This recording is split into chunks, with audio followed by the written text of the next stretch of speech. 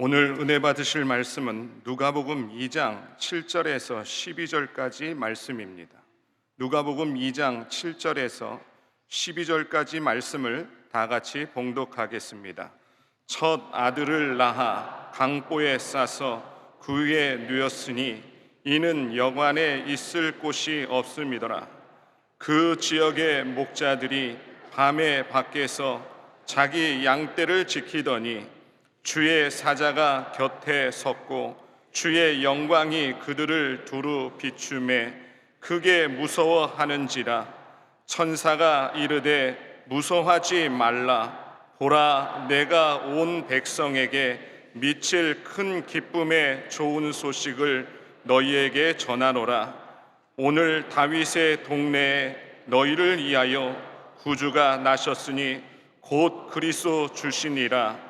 너희가 가서 강보에 쌓여 구유에 누워 있는 아기를 보리니 이것이 너희에게 표적이니라 하더니 아멘. 인사 나눕니다. 메리 크리스마스. 한국말로 다시 합니다. 성탄을 축하합니다.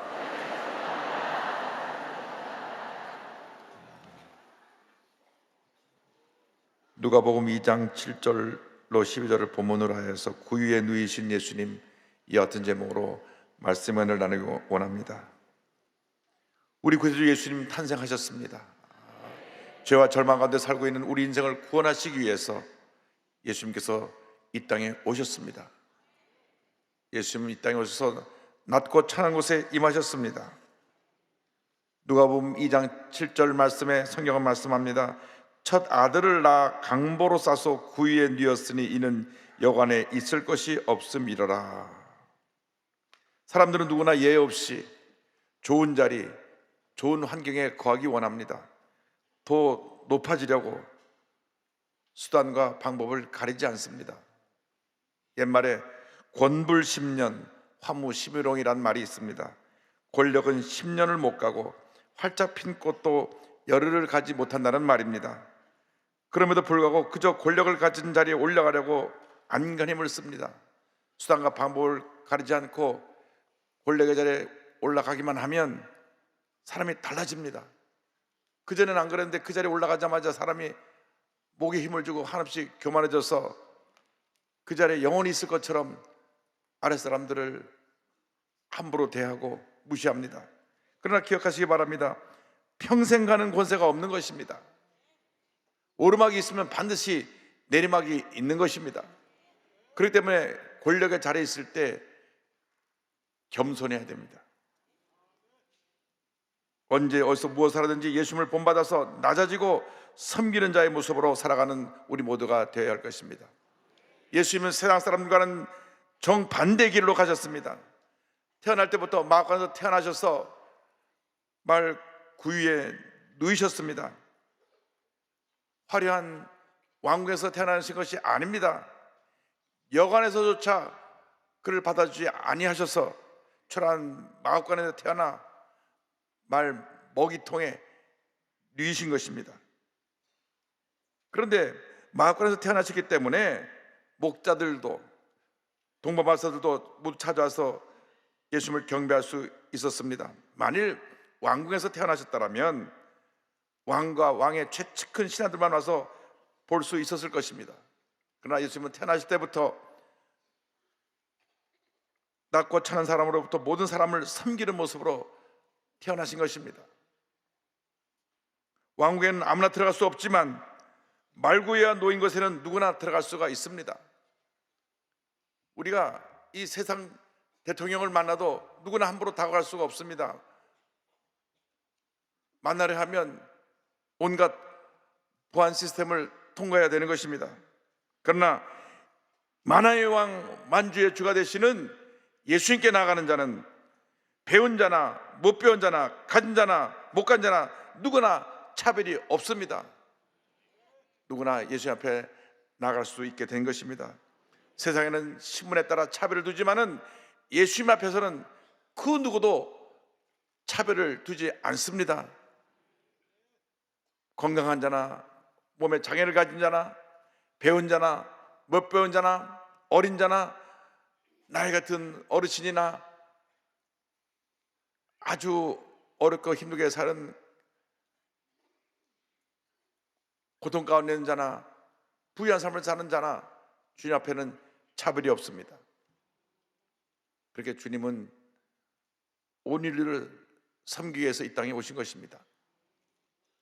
제가 1977년 7월 달에 강원도 예수원에 가서 머물던 기억이 나는데, 거기서는 대천덕 신부님이 그곳에서 산골 사람들을 섬기고 계셨습니다.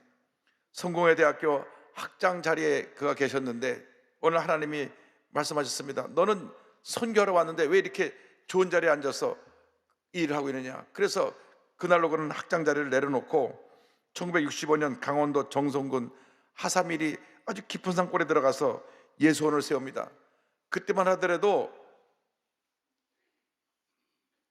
길이 없어서 3일길을 걸어 들어가야 되는 곳이었습니다. 제가 77년 그곳에 갈 때도 하루에 한 번밖에 버스가 지나지 않는 그곳이었습니다. 그곳에 가셔서 대천적 신부님이 시골 사람들을 섬기셨습니다. 대천적 신부님은 그 유명한 무디 부흥사의 동역자인 루벤 아처 토레이 박사의 손자입니다. 그런데 그렇게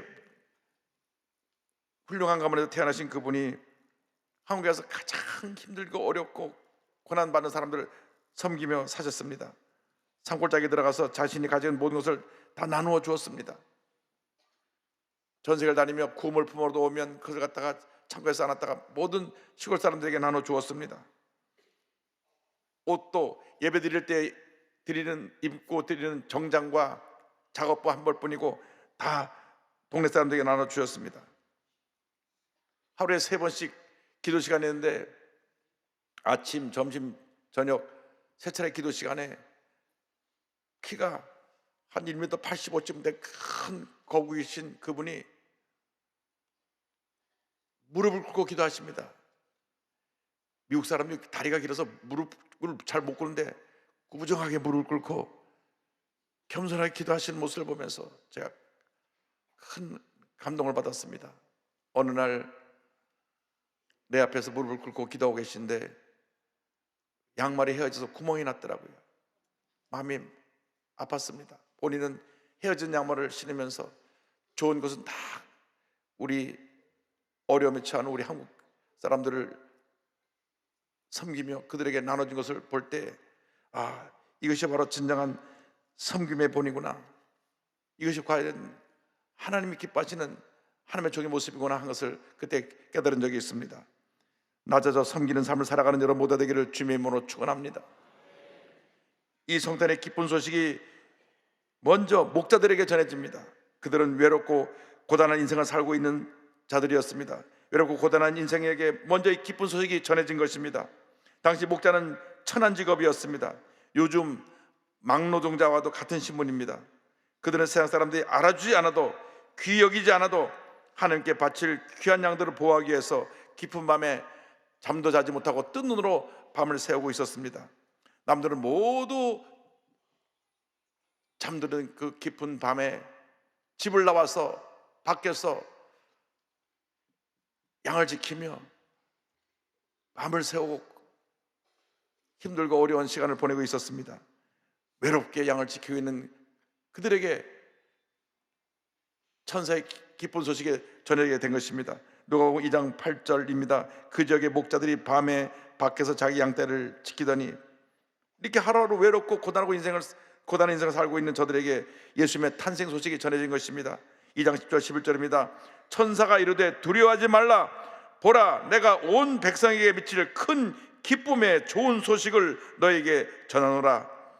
오늘 다윗의 동네에 너희를 위하여 구주가 나셨으니 곧 그리스도 주시니라. 예수님이 이 세상에 오셔서 그들과 같이 외롭고 고단한 인생들의 친구가 되어 주셨습니다. 예수님의 탄생의 큰 기쁨의 소식이 그 당시 사람들에게 존경받는 위치에 있던 제사장이나 서기관이나 권력을 가진 왕에게 전해진 것이 아니라 목자같이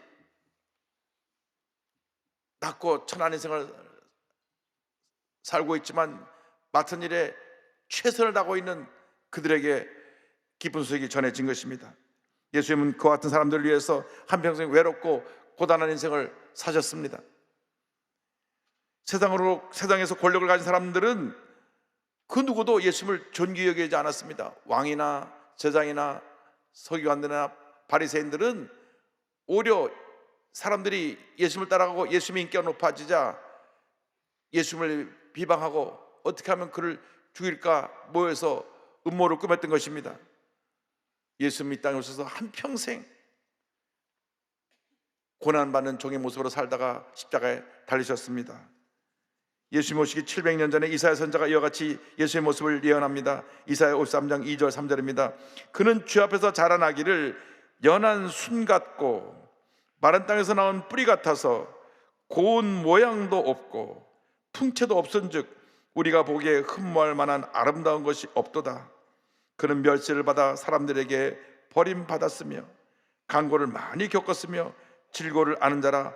마치 사람들이 그에게서 얼굴을 가리는 것 같이 멸시를 당하였고 우리도 그를 귀히 여기지 아니하였도다. 사람들이 얼굴을 가린다는 한 말은 당시 나병 환자, 한센병 환자들을 볼 때 그들을 보고 얼굴을 가린 그러한 모습을 이야기하는데, 그만큼 예수님의 모습이 사람들 보기에 망가지고 상처 입은 그런 고난받는 종의 모습이었기 때문에 사람들이 고개를 돌렸다고 성경은 말씀하고 있는 것입니다. 예수님께서 우리를 죄에서 구원하기 위해서 그 고난의 길 십자가를 가신 것입니다. 이 예수님의 탄생의 소식은 온 인류에게 전해진 큰 기쁨의 소식입니다. 목자들에게 천사가 나타나 말씀합니다. 2장 10절로 11절에 천사가 이르되 무서워하지 말라. 보라, 내가 온 백성에게 미칠 큰 기쁨의 좋은 소식을 너에게 전하노라. 오늘 다윗의 동네에 너희를 위하여 구주가 나셨으니 곧 그리스도 주시니라. 예수님의 탄생은 온 백성, 온 인류에게 전해질 큰 기쁨의 좋은 소식이었습니다. 죄 가운데 살고 있는 우리를 구원하시기 위해서 예수님이 이 땅에 오셨습니다. 누가복음 2장 11절입니다. 오늘날 다윗의 동네에 너를 위하여 구주가 나셨으니 곧 그리스도 주시니라. 예수님은 죄 가운데 살다가 죄 가운데 죽어갈 우리 인생을 구원하시기 위해서 이 땅에 오신 것입니다. 마태복음 1장 21절입니다. 아들을 낳으리니 이름을 예수라 하라. 이는 그가 자기 백성을 그들의 죄에서 구원할 자이심이라 하니라. 오직 예수님만이 온 인류의 구주가 되어 주시는 것입니다. 사도행전 4장 11절입니다. 12절입니다. 다른 이로서는 구원을 받을 수 없나니 천하 사람 중에 구원을 받을 만한 다른 이름을 우리에게 주신 일이 없음이라 하였더라. 한평생 예수를 모르고 살아가는 사람들에게 이 큰 기쁨의 소식을 전해야 되는 것입니다. 이 세상 모든 사람은 죄건대 살다가 죄건대 죽어갈 절망적인 존재입니다. 오직 예수님만이 저들의 구주가 되어주시고 예수님만이 저들을 죽음에서 영생으로 옮겨줄 유일한 우리의 구원자가 되시는 것입니다. 130여 년 전 이 땅에 복음의 씨앗이 뿌려졌습니다. 예수님이 누구신지 모르고 살던 죄와 절망 가운데 살고 있던 우리 조선 사람들에게 미국에서 선교 사람들이 건너와 복음을 전했습니다. 많은 분들이 이 땅에 와서 순교했습니다. 그들은 와서 가난하고 헐벗고 병든 우리 한국 사람들을 섬기면서 주의 사랑을 전했습니다. 그 중에 젊은 나이에 꽃다운 나이에 와서 목숨을 바친 루비 캔드릭 선교사의 이야기를 소개하기를 원합니다. 1883년 1월 28일 미국 텍사스 남감육의 독실한 가정에 태어난 루비 캔드릭 이 선교사는 꿈많은 어린 시절 하나님의 은혜를 체험하고 나는 주의 복음을 전해야 되겠다 하는 영혼 구령의 열정이 가득했습니다. 1905년 캔사스 여자 성경훈련학교를 졸업한 후에 23살에 선교사로 자원을 합니다.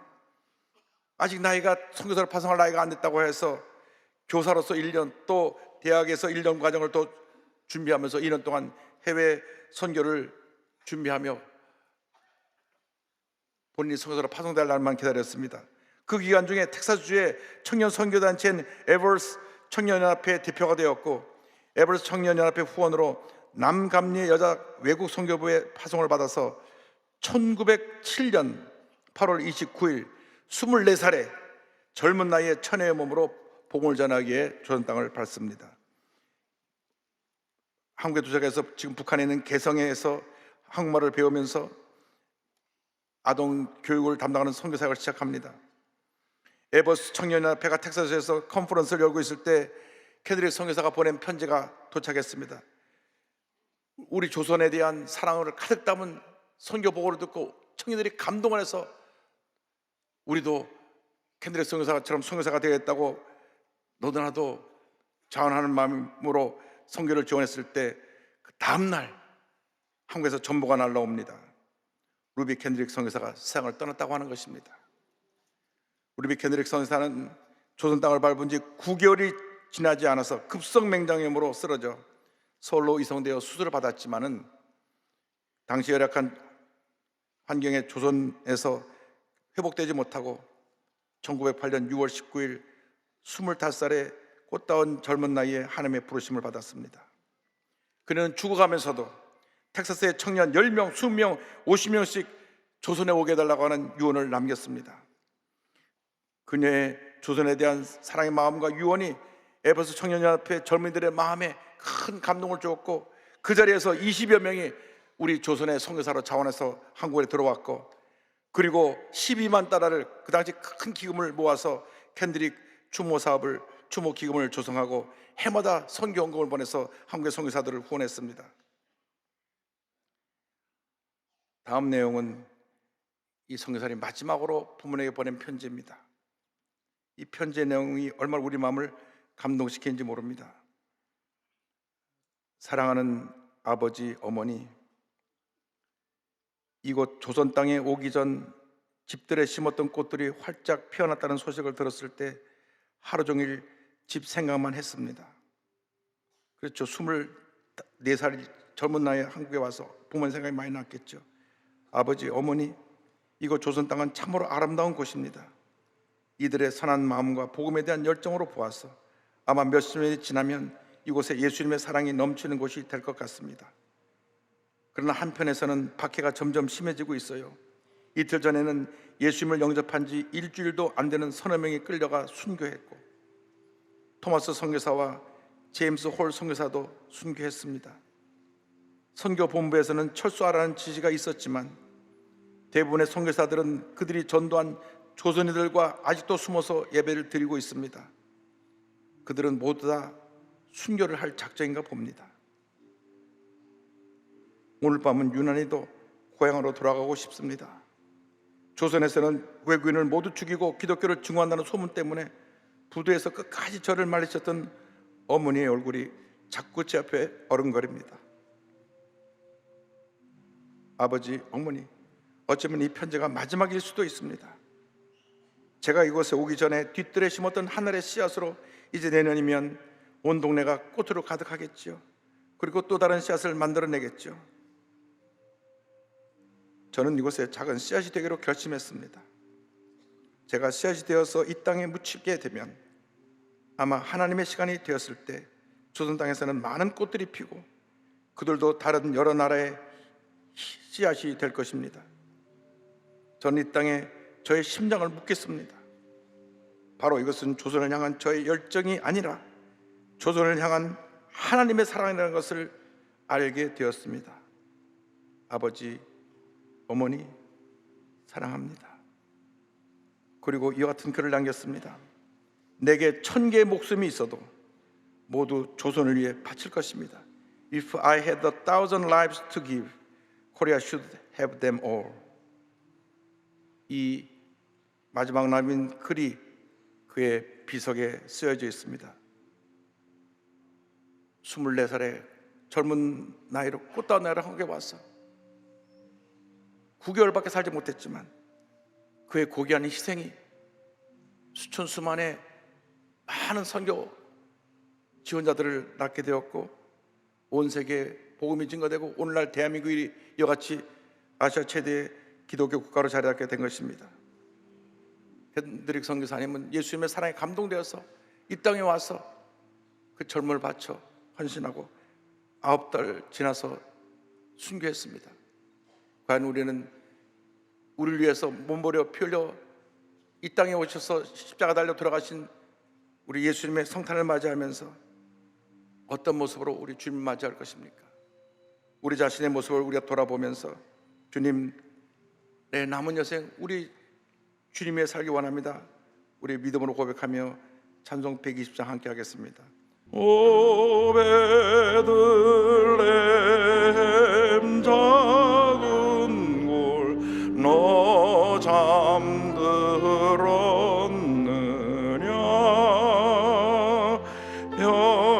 별들만 높이 빛나고 잠잠히 있으니 저 놀라운 빛 지금 캄캄하니 밤에 온 하늘 두루 비춘 줄 어찌 모르나 온 세상 모든 사람들 잠자는 동안에 평화의 왕이 세상에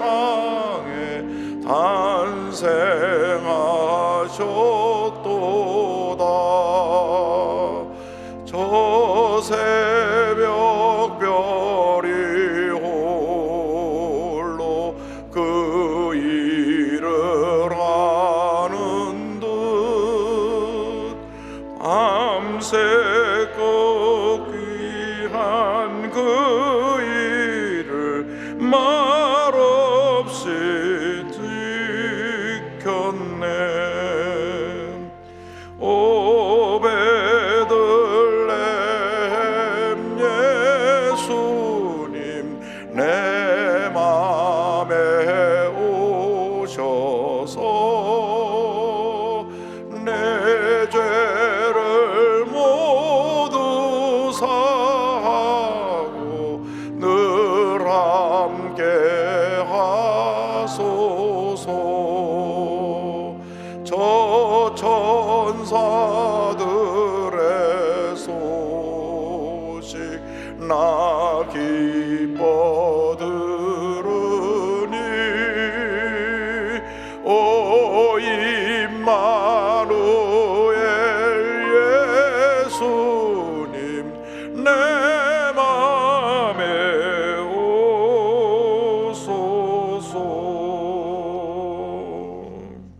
기도하겠습니다. 사랑이 무하신 하나님 아버지, 하나님이 이렇게 우리를 사랑하셔서 그 사랑하는 독생 성자 예수님을 이 땅에 보내주셔서 십자가에 달려 죽기까지 고난의 길을 가게 하시고 예수님을 희생케 하셔서 우리에게 구원의 문을 열어주셨는데 그 은혜를 값없이 받은 우리들이 주님 앞에 감사하지 못하고 내 뜻과 내 고집대로 살았던 모든 것을 이 시간에 회개합니다. 24살의 꽃다운 나이로 이 땅에 와서 9개월밖에 살지 못했지만 내가 목숨이 10,000개가 있으면 다 우리 조선 땅에 바치겠다고 한 그 선교사의 사랑의 헌신을 우리가 이 시간 기억하면서 우리도 남은 여생 하나님의 영광에 의해서 영혼 구원의 귀한 사역을 감당하기 위해서 우리 삶을 드릴 수 있도록 주님 우리 마음을 주장하여 주옵소서. 예수님의 이름으로 기도 올리옵나이다. 아멘.